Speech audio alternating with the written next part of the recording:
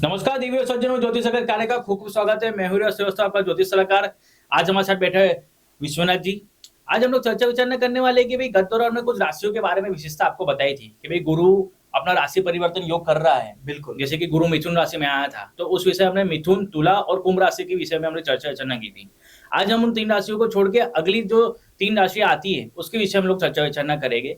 तो आइए चालू करते हैं। जैसे कि दर्शक बंधु, जैसा कि गत कड़ी में हम लोगों ने जी मिथुन, तुला और कुंभ राशियों पे गुरु का मिथुन राशि में गोचर जो हो रहा है जी लगभग इस महीने के इस 14 महीने मई के से, 14 मई से।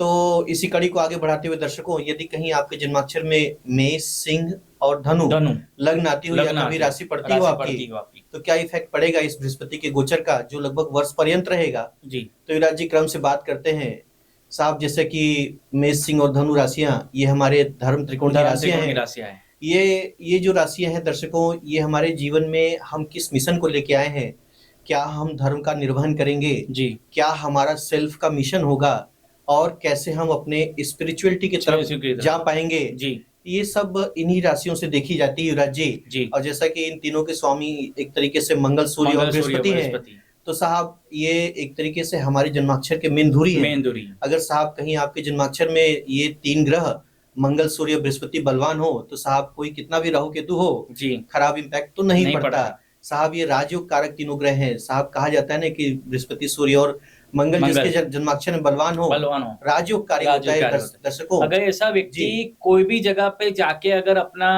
खड़ा हो जाए तो उसका डंका वहां पे अवश्य बजेगा, सफलता मिलती ही और उसके अंदर काफी वाद विवाद भी अगर हो तो भी वो आदमी हमेशा जीतता ही, क्योंकि ये भाई सूर्य जी बिल्कुल ग्रहों के राजा, मंगल जो सेनापति हैं जी, और गुरु जो ज्ञान के भंडार मतलब मार्गदर्शन करने वाले। बिल्कुल। अगर ये तीनों, जैसे कि विश्वनाथ जी कह रहे हैं और आपकी बात से मैं काफी सहमत हूँ कि भाई ये तीनों अगर जहाँ पे एक ही कुंडली में अगर बलवान हो तो उस आदमी हमेशा विजय ही प्राप्त करता है। बिल्कुल।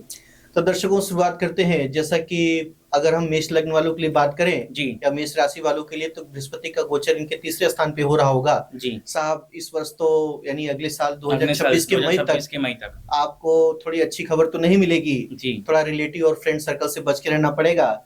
ऐसा व्यक्ति थोड़ा लेजीनेस का भी शिकार हो सकता है।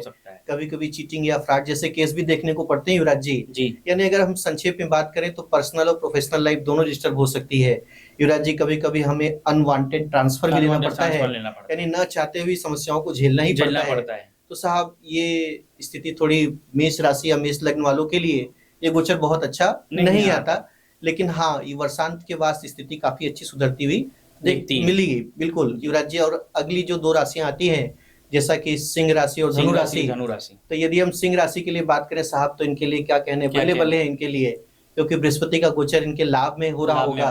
तो साहब लाभ का बृहस्पति तो बहुत बलवान होता है। कहा जाता है कि बृहस्पति अगर लाभ में बैठे तो साहब फिर क्या कहने, एक तरीके से एक राजयोग की प्राप्ति होती है, पूर्ण लाभ की प्राप्ति होती है साहब। जिसके लिए, जिसको प्रोजेनी की इच्छा है, बाल बच्चों की इच्छा है, गवर्नमेंट एक्सपेक्ट के जो काम है, या कहने कि एक अच्छे रिलेशनशिप की जो जरूरत है, या कहें जो अच्छे किस्म के सामाजिक कार्य हैं, इन सब में हर तरफ से इनको जय की प्राप्ति होगी। यानी अगर संक्षेप में बात करें तो सिंह लग्न या सिंह राशि वालों के लिए बृहस्पति का गोचर बहुत उत्तम साबित होगा युवराज जी। और लगे हाथ बात को आगे बढ़ाते हैं। जैसा कि धनु राशि या धनु लग्न कहीं जन्माक्षर में आपके दर्शकों होती हो, तो जैसा कि बृहस्पति इनके सीधे सप्तम भाव में बैठेगा साहब। एक कहावत भी है कि पश्यन्ति लग्नम देवंस जातकम, तो व्यक्ति अच्छे कर्मों को करके आगे बढ़ता है। लेकिन साहब जिनके लिए चिर प्रतीक्षित विवाह होना है, बड़े धनवान घर में शादी होने के योगा बनते हैं युवराज जी। यहाँ बृहस्पति का एक बहुत अच्छा बेनिफिट है। और युवराज जी भी देखा गया कि पार्टनरशिप का जो कार्य है, या कहते हैं कि 1 लाख से 1.25 लाख लड़ाऊं, तो साहब ऐसी स्थितियों में भी हर तरफ से विजय प्राप्त होती है साहब जी। सप्तम बृहस्पति यहाँ एक अच्छा फल देगा। सप्तम बृहस्पति काफी ऐसा भी देखा जाता है कि भाई काफी समय पे उन्हें काफी, जैसे कि विश्वनाथ जी से मैं काफी बात से सहमत हूँ जी, कि भाई आपने जैसे कि बताया कि भाई 1 लाख से 1.25 लाख लड़ाना जी, तो उसमें हो सकता है कि भाई कईयों की अगर लॉटरी भी लग सकती है साहब। महाराणा प्रताप जी ने अपने अकेले के बलबूते पर मुगलों को कितना टक्कर दिया साहब। तो ये तो सप्तमस्थ बृहस्पति एक टाइप का एक अच्छा मैनेजर है युवराज जी। कहा जाता है ना कि वो व्यक्ति 1 रुपए को भी बहुत अच्छे संभाल के चल सकता है।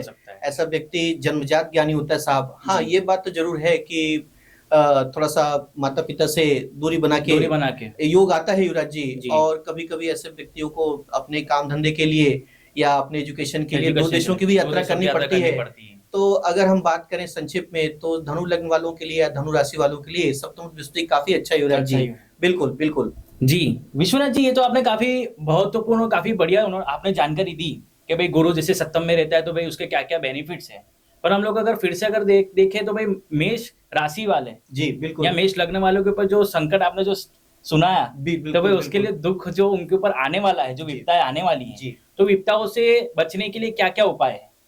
दर्शकों, कहीं आपके जन्माक्षर में मेष लग्न या एक तरीके से कहे मेष राशि आती हो तो तीसरा बृहस्पति थोड़ा खराब फल तो देता ही है जी। तो इससे बचने के लिए हमेशा, आप जैसा कि कहा गया कि ये मेष सिंह और धनु राशि ये हमारे धर्म ट्रांस की राशियां हैं जी। व्यक्ति को सच चरित्र अपनाना चाहिए, बैड एडिक्शन से बचना चाहिए, स्वाध्याय करना चाहिए, और जहां तक उसके सदगुरुदेव भगवान की शरण जरूर पकड़ के रखें जी। यानी जीवन में धर्म का अगर अनुसरण करेंगे तो साहब फिर क्या कहने। बिल्कुल, धार्मिक जगहों पे जाए, बड़े बुजुर्गों की सेवा करें, जितना हो सके उतना आप अपने जो इष्ट देव है, जो पितृ है, उनकी सेवा करें। नीचे से देखा जाए तो भाई छोटे जो अपने प्राणी होते हैं, जो अपने से छोटे होते हैं, उनकी आप सेवा कर सकते हैं। तो काफी सारी दत्त बावनी इसमें पढ़ सकते हैं। बिल्कुल, तो काफी सारी चीजें इसमें सुधरती हैं और जितने भी संकट होते हैं वो आपसे दूर होते हैं। बिल्कुल बिल्कुल, बहुत अच्छे फल आते हैं युवराज जी। नमस्कार।